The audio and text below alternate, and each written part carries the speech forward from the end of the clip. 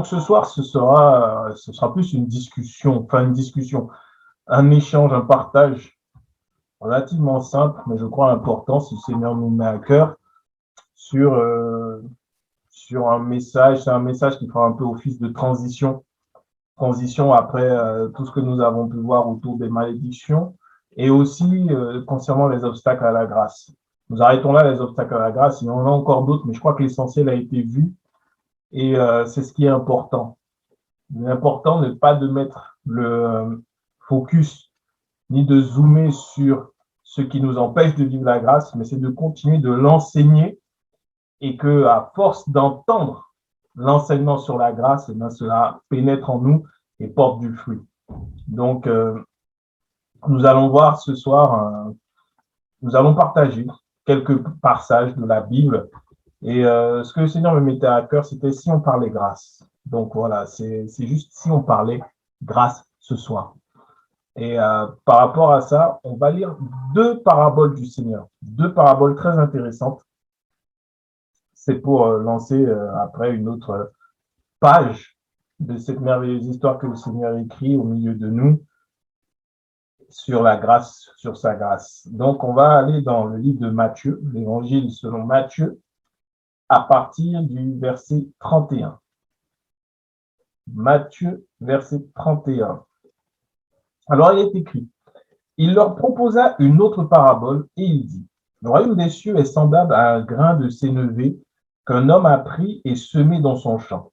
C'est la plus petite de toutes les semences, mais quand il a poussé, il est plus grand que les légumes et devient un arbre, de sorte que les oiseaux du ciel viennent habiter dans ses branches.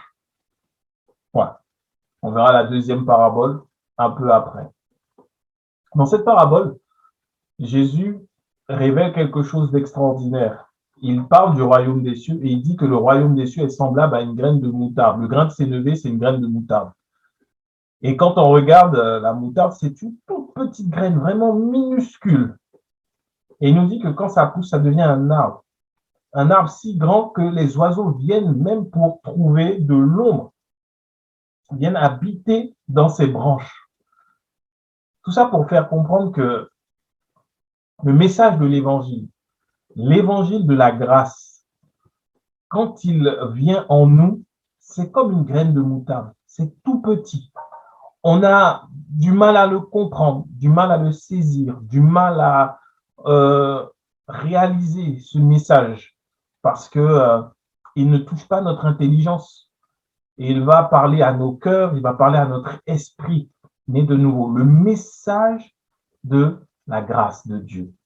Dieu qui, dans son amour, nous a aimés au point de sacrifier son Fils. C'est tout petit au début. Et c'est ce qui se passe. Donc, déjà, je voudrais encourager quelqu'un. Si tu n'as pas saisi, si tu n'arrives pas à saisir toute l'étendue de la grâce de Dieu, prends courage.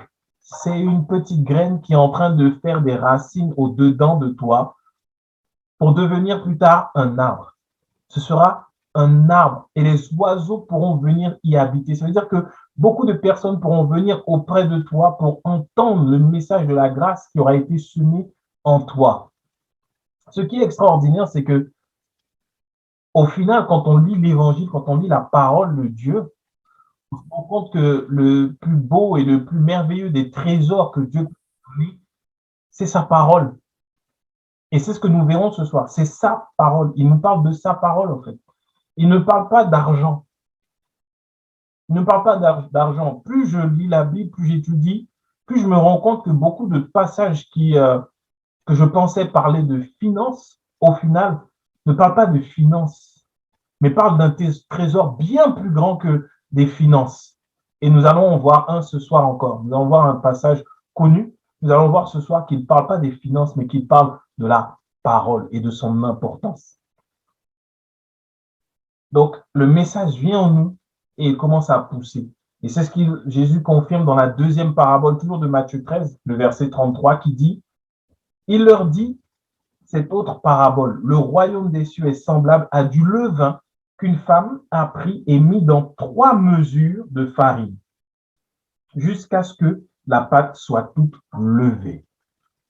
Il y a un temps quand tu entends le message de l'évangile, quand tu entends et reçois le message de la grâce, il y a un temps où c'est comme du levain. Pour ceux qui aiment la pâtisserie, pour ceux qui aiment faire pas des gâteaux parce que c'est souvent de la levure chimique, mais tout ce qui concerne le pain, autour du pain.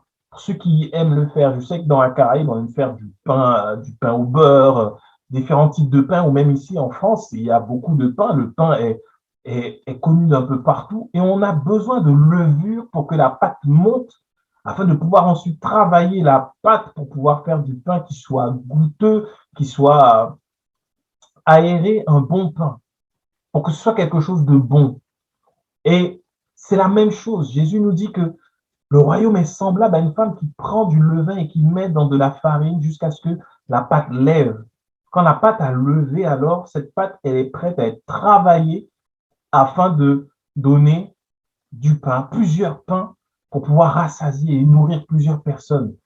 Il s'agit du mystère de l'évangile, ce mystère extraordinaire. Qu'est-ce qui se passe quand on reçoit la grâce? Alors, il se passe qu'il y a quelque chose qui commence à l'intérieur.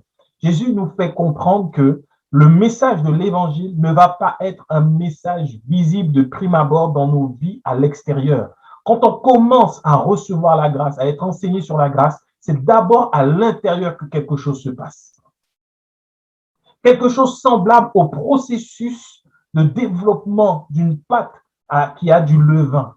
C'est progressif parce que ce n'est pas au moment où on met le levain dans la pâte, lorsqu'on fait du pain, que le pain va lever.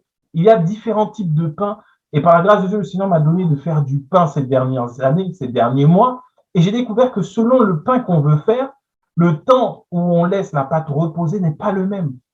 Si on veut faire un pain blanc, on peut laisser reposer pendant 1 heure, 2 heures le pain et après le travailler. Mais si on veut faire un pain complet ou un pain aux céréales, notamment le pain aux céréales, on laisse toute la nuit reposer pour que la pâte monte et on la retravaille le lendemain. Pour dire que ce message de l'évangile, quand il est déposé en nous, selon notre vécu, selon ce qu'on a connu, selon d'où nous venons, le processus de maturation de cette pâte, le processus pour faire que le message pousse en nous, il peut être plus ou moins long. Et il ne faut pas être frustré s'il y a des points dans la grâce qu'on ne comprend pas. Parce qu'il y a un travail qui se fait à l'intérieur pour que nous puissions parvenir à ce stade où le Seigneur peut enfin nous façonner, peut enfin faire que le fruit sorte de nous, peut enfin faire que nous soyons cet arbre qui est grand, qui est fort, où les oiseaux peuvent venir se cacher, habiter, se protéger du soleil.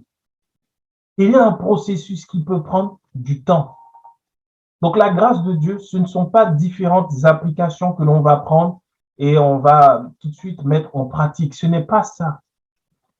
Plus nous voulons grandir dans la grâce, plus il nous faudra prendre du temps de l'emmagasiner, de la manger, de la faire grandir en nous, de la recevoir en nous. Et pour ça, il faut s'exposer au message de la grâce. On ne peut pas entendre une fois ce message et dire « Ah, ouais, chouette, super, j'ai tout compris ». Parce que comprendre la grâce montre justement qu'on n'a pas compris. La grâce ne se comprend pas, elle se vit. Elle s'expérimente par la foi. Par la foi. J'ai eu à échanger avec plusieurs personnes à propos de la grâce. Et ce qui est magnifique avec le message de la grâce, il est si simple qu'on a l'impression de le connaître.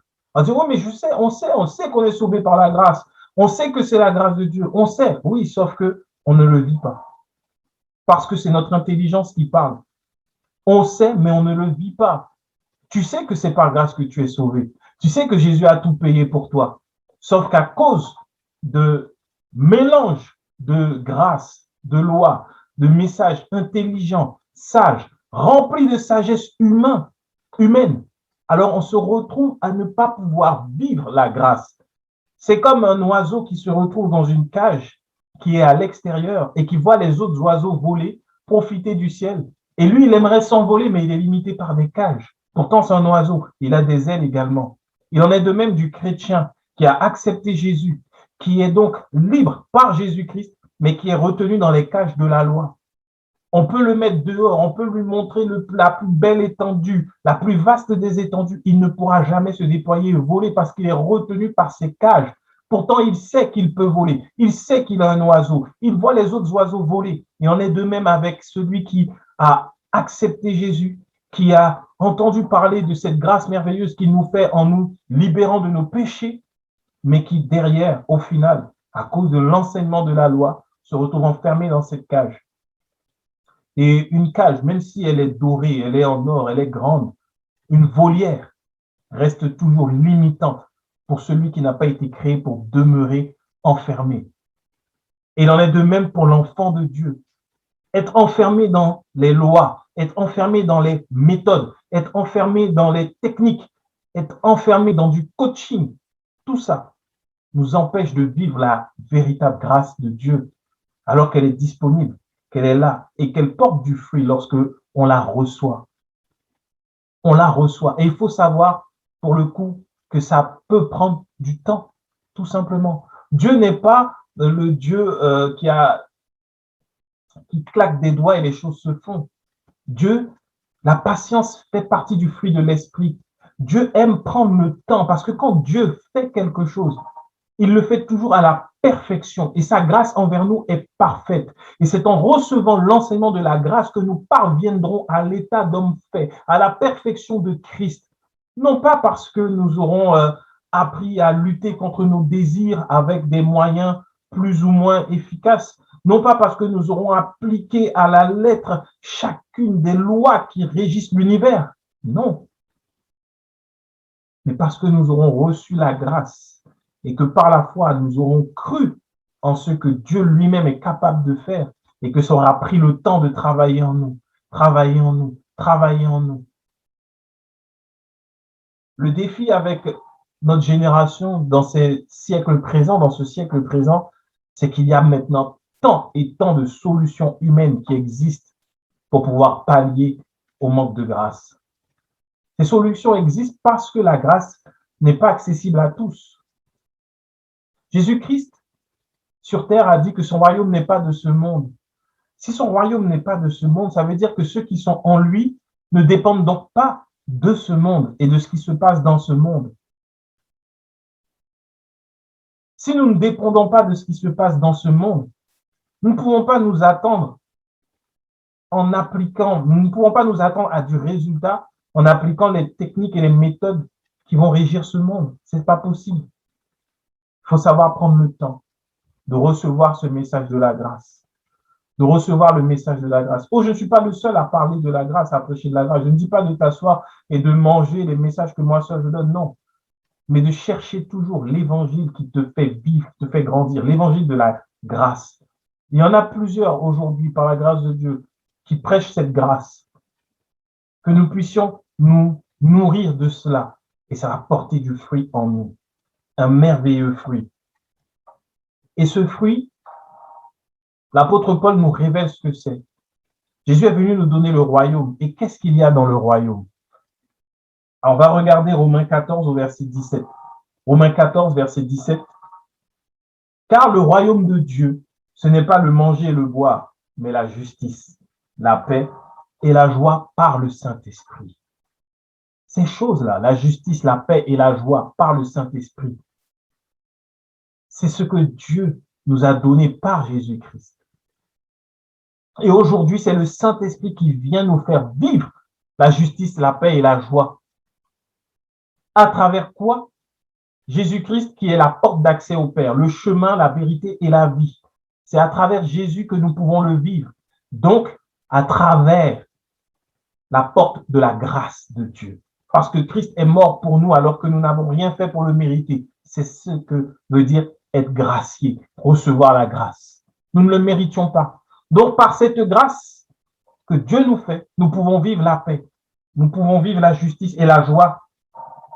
Et à propos de la paix, Jésus nous disait dans Jean 14 au verset 27, Jean 14, verset 27, Jésus nous disait, « Je vous laisse la paix, je vous donne ma paix. Je ne vous donne pas comme le monde donne, que votre cœur ne se trouble point et ne s'alarme point. » Jésus nous laisse sa paix, pas comme le monde donne. Cela veut tout dire. La paix que le monde va nous donner va s'appeler, et j'ai le plus grand respect pour les institutions, notamment en France, car elles aident beaucoup de personnes.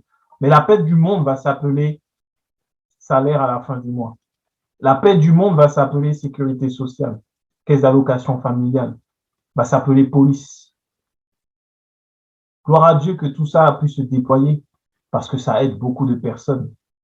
Mais lorsque tu reçois la paix de Jésus-Christ par sa grâce, tu ne dépends pas de la sécurité sociale. Tu ne dépends pas de la CAF. Tu ne dépends pas de Pôle emploi. Tu dépends de Jésus-Christ. Il te donne sa paix. Non pas comme le monde peut donner, mais il la donne comme lui, afin que nous ne nous inquiétions de rien. Sa paix, ce n'est pas rien.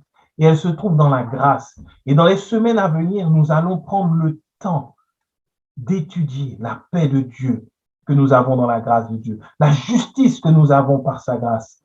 Nous allons prendre le temps d'étudier la paix, la justice, la joie par le Saint-Esprit que nous procure la grâce de Dieu. Et concernant la paix, Jésus nous parle dans Luc 12 au verset 22, du verset 22 au verset 34. On va prendre le temps de lire un peu plus. Donc, soyons bien conscients que ces paroles-là, si le Seigneur me les met à cœur, c'est parce qu'il les donne, comme nous avons vu au début dans les paraboles, comme étant ce levain qui sera utile, qui va faire la pâte grandir. Et nous serons alors façonnés comme Dieu veut. Si Dieu veut que tu sois une belle baguette, tu seras une belle baguette.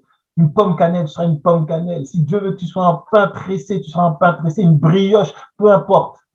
Ce sont des exemples, mais en vrai, là où Dieu voudra te faire aller, te propulser, te mettre, te faire grandir, te faire te déployer, il va le faire. Et les paroles qu'il va donner dans les prochaines semaines, ces paroles serviront à cela. Et ça, je ne l'avais pas avant. C'est maintenant, au moment où je parle, que je le reçois et je le déclare là, maintenant. Je n'ai pas l'habitude de le faire, mais c'est de manière prophétique. Les paroles qui viendront dans les prochaines semaines seront vraiment ces paroles qui vont faire que chacun de nous, chacun de ceux qui reçoivent ces paroles vont être déployés comme la graine de moutarde, comme la farine qui a reçu le levain. Le Seigneur va déployer chacun d'entre nous afin que ce soit grâce sur grâce, afin que sa bénédiction, il nous a parlé avant des bénédictions, il nous a parlé avant des obstacles, il nous a parlé de la façon dont nous sommes libérés de toute forme de malédiction parce qu'il a un plan, il a un projet. Et pour cela, il assoit sa parole. Et la parole qu'il assoit, c'est sa grâce. Et il veut aujourd'hui que nous puissions comprendre la paix qu'il nous donne, la justice qu'il nous donne et la joie qu'il nous donne, afin que nous ne soyons pas dépendants de ce qui se passe dans ce monde, mais que nous soyons dépendants de ce qu'il a écrit dans sa parole et qu'il a préparé d'avance pour nous. Ces projets de paix et non de malheur, ces bonnes œuvres qui se manifesteront par la foi. Voilà ce que le Seigneur va faire durant ces prochaines semaines. Donc, nous sommes dans l'introduction aujourd'hui. Et cette introduction, nous parlons de la paix là maintenant. Pendant quelques instants, nous allons parler de la paix, de la justice, de la joie en termes d'introduction. Et regardons Luc 12 au verset 22. Luc 12, verset 22 dit, Jésus dit ensuite à ses disciples, c'est pourquoi je vous dis, ne vous inquiétez pas pour votre vie, de ce que vous mangerez, ni pour votre corps, de quoi vous serez vêtus. La vie est plus que la nourriture, le corps plus que le vêtement. Considérez les corbeaux, ils ne sèment ni ne moissonnent. Ils n'ont ni cellier ni grenier et Dieu les nourrit. C'est notre partage au nom de Jésus. Combien ne valez-vous pas plus que les oiseaux? Qui de vous, par ses inquiétudes, peut ajouter une coudée à la durée de sa vie? Si donc vous ne pouvez pas même la moindre chose, pourquoi vous inquiétez-vous du reste? Considérez comment croissent les lys. Ils ne travaillent, ni ne filent. Cependant, je vous dis que Salomon, même dans toute sa gloire, n'a pas été vêtu comme l'un d'eux. Si Dieu revêt ainsi l'herbe qui est aujourd'hui dans les champs et qui demain sera jetée au four, à combien plus forte raison ne vous vêtira-t-il pas, gens de peu de foi? Et vous, ne cherchez pas ce que vous mangerez ou ce que vous boirez, et ne soyez pas inquiets. Car toutes ces choses, ce sont les païens du monde qui les recherchent. Votre Père sait que vous en avez besoin. Cherchez plutôt le royaume de Dieu. Cherchez plutôt le royaume de Dieu. Et toutes ces choses vous seront données par-dessus. Ne crains point, petit troupeau, car votre Père a trouvé bon de vous donner le royaume. Et là encore une parole extraordinaire. Vendez ce que vous possédez et donnez-le en aumône. Faites-vous des bourses qui ne s'usent point, un trésor inépuisable dans les cieux, où le voleur n'approche point et où la teigne ne détruit point. Car là où est votre trésor, là aussi sera votre cœur. Waouh! La fin de ce passage est extraordinaire. Vendez ce que vous possédez et donnez-le en aumône. Ça veut dire ne vous attachez pas. On a vu l'attachement au trésor, au bien matériel. Ne vous y attachez pas.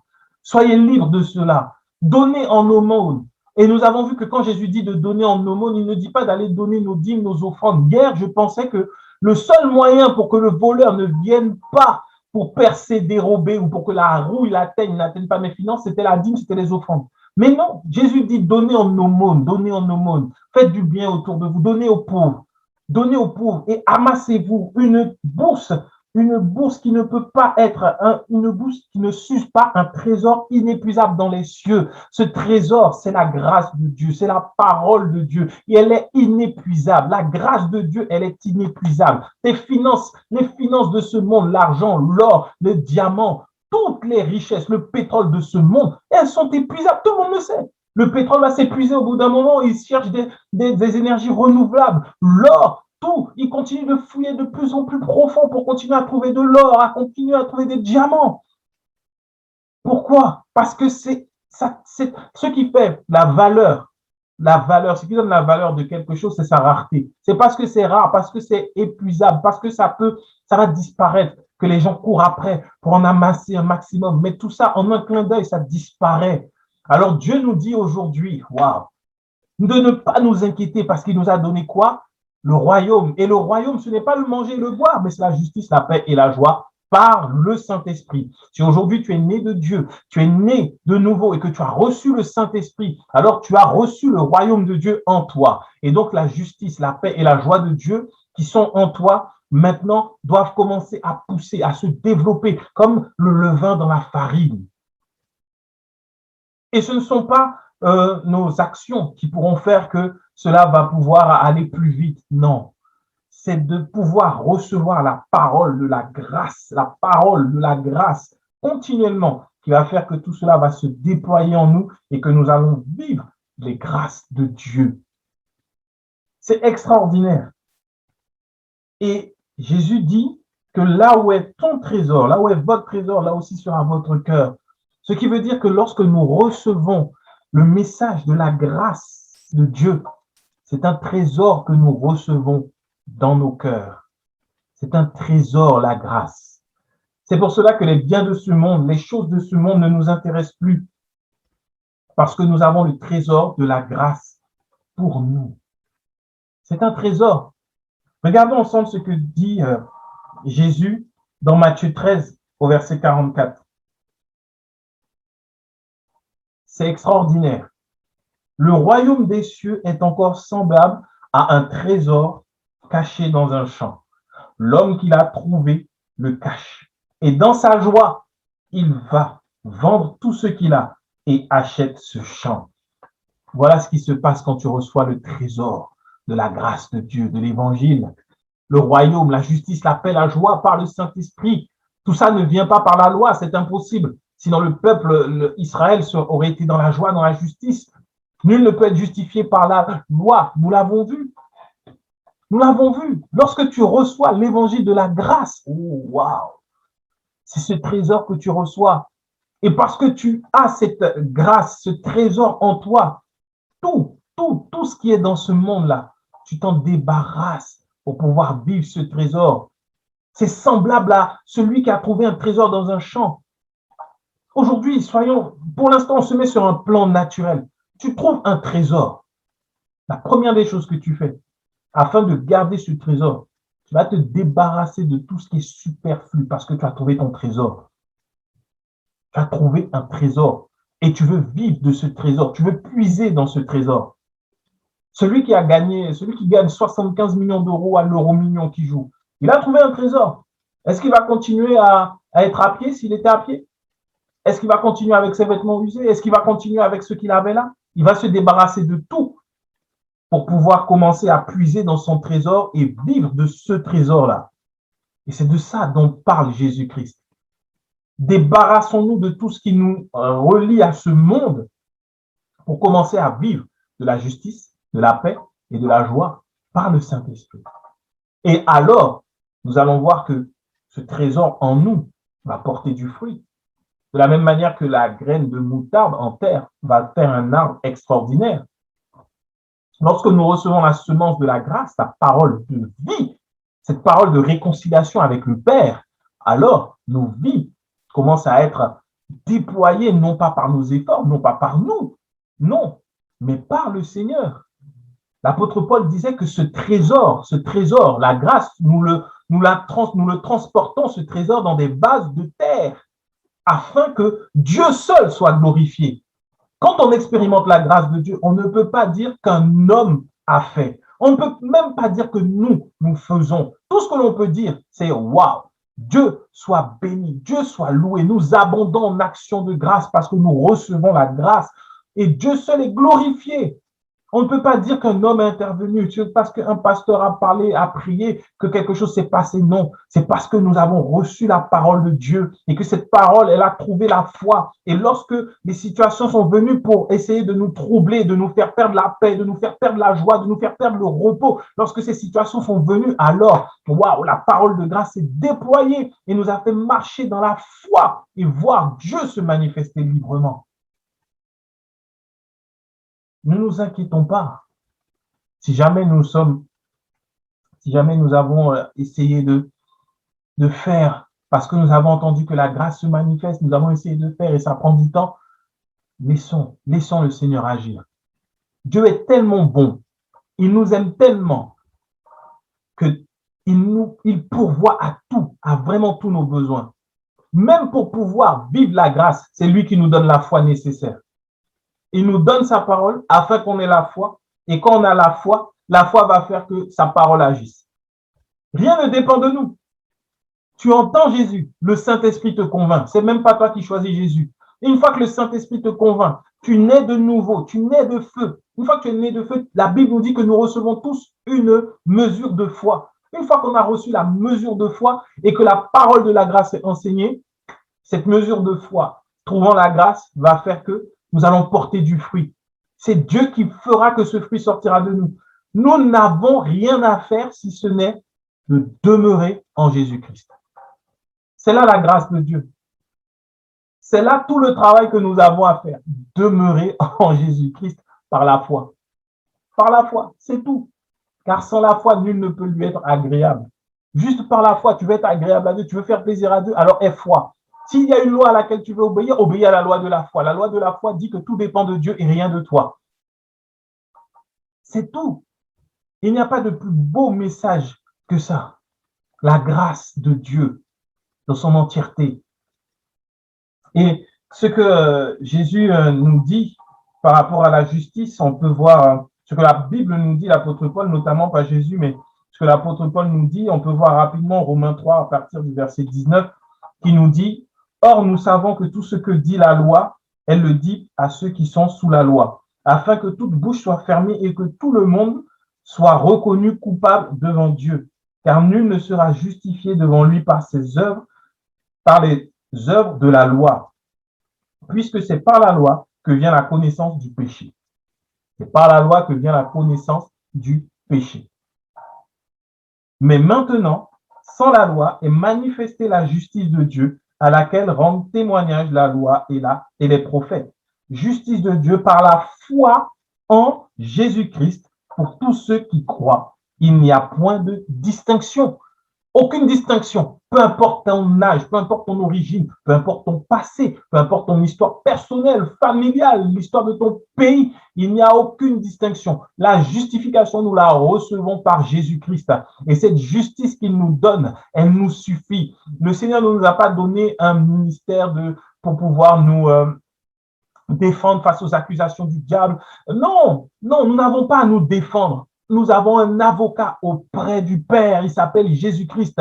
Il nous a justifiés. La Bible nous dit dans l'Apocalypse que l'accusateur de nos frères, qui les accusait nuit et jour, c'est le diable, il accuse nuit et jour. Mais Dieu, dans sa grâce, a fait que Jésus-Christ intercède pour nous nuit et jour. tout le temps. Il est à la droite du Père. Il n'a pas arrêté son œuvre. Il n'est plus sur terre. Le Saint-Esprit agit, mais c'est lui qui intercède pour nous. Oh, appuyons-nous sur cette grâce, car il n'y a aucune équipe d'intercession du monde, aucune tour de prière du monde, aucun temple de prière au monde qui ait des prières plus puissantes que les prières de Jésus-Christ qui sont en notre faveur. Il intercède pour nous.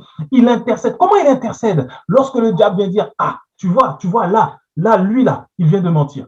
Il ne mérite plus d'être protégé par toi. Donne-le-moi, donne-le-moi. Jésus vient dire non. Lui, là, il croit en moi. Et sans péché, je suis déjà mort pour lui. Tu ne peux plus condamner celui qui a déjà été condamné. C'est réglé. Sors de là, diable. Tu ne peux pas. C'est ça la justice que nous avons. N'est-ce pas une très belle nouvelle, une très bonne nouvelle? Ah, ça me met en joie de savoir que le Seigneur ne regarde pas à mes œuvres, mais qu'il regarde à la perfection de l'œuvre de Jésus-Christ. Non seulement ça ne me donne pas envie de pécher, mais ça donne envie de demeurer dans une communion encore plus grande et plus belle avec celui qui nous a pardonné au point de ne pas considérer nos péchés pour nous bénir, mais de considérer Jésus-Christ pour nous bénir. Ah, la grâce de Dieu, elle est extraordinaire. Elle est extraordinaire. Et concernant la joie, pour finir, Jean 16, verset 24, Jésus disait, « Jusqu'à présent, vous n'avez rien demandé en mon nom. Demandez et vous recevrez, afin que votre joie soit parfaite. » Ce passage ne parle pas de finances. Demandez et vous recevrez. Non. Lorsque Jésus dit ça dans le contexte du passage, ce qu'il dit, c'est très simple. Il explique aux apôtres, aux disciples, qu'il ne va plus leur parler en parabole, qu'il va leur parler ouvertement. Les mystères de l'évangile leur ont été donnés, ça leur a été donné d'avoir la révélation des mystères de l'évangile. Donc il leur dit, je vous parlerai ouvertement maintenant. Et il se posait des questions, mais pourquoi il dit ça? Il parlait de son départ, il disait, voilà, je vais partir, je ne serai plus pendant un temps, vous ne me verrez plus, vous me verrez encore. Et il se posait des questions, Comme nous pouvons être au moment où nous commençons à recevoir la grâce, nous nous posons beaucoup de questions. Mais Seigneur, comment est-ce possible d'avoir la grâce quand j'ai fait ci, quand il se passe ci, quand il se passe ça? Et c'est là que Jésus dit, demandez. Jusqu'à présent, vous n'avez rien demandé en mon nom. Demandez et vous recevrez afin que votre joie soit parfaite. Parce que ce qui rend ta joie parfaite, ce ne sont pas les 2 000, 3 000, 4 000 euros que tu peux avoir. Non, ce qui rend ta joie parfaite, c'est de connaître ton Dieu, de connaître son royaume, d'être dans le royaume, d'être dans sa grâce. Et les questions que tu peux te poser sur la grâce, il dit, demandez en mon nom et vous recevrez.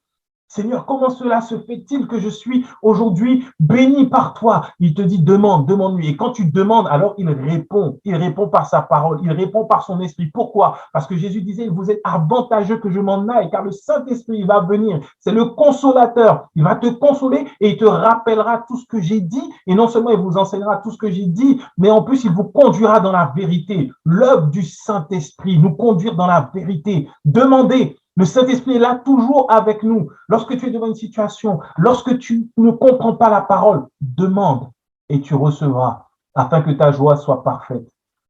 Parce que s'il y a une chose qui, moi, personnellement, m'attriste le plus, c'est de ne pas comprendre un passage de l'Écriture. Ne pas comprendre un passage de l'Écriture, c'est laisser un voile là où Dieu est venu et nous a révélé avec la lumière de Christ la vérité. Et si un voile demeure sur un passage de l'Écriture, alors c'est un danger pour nous, pour notre âme.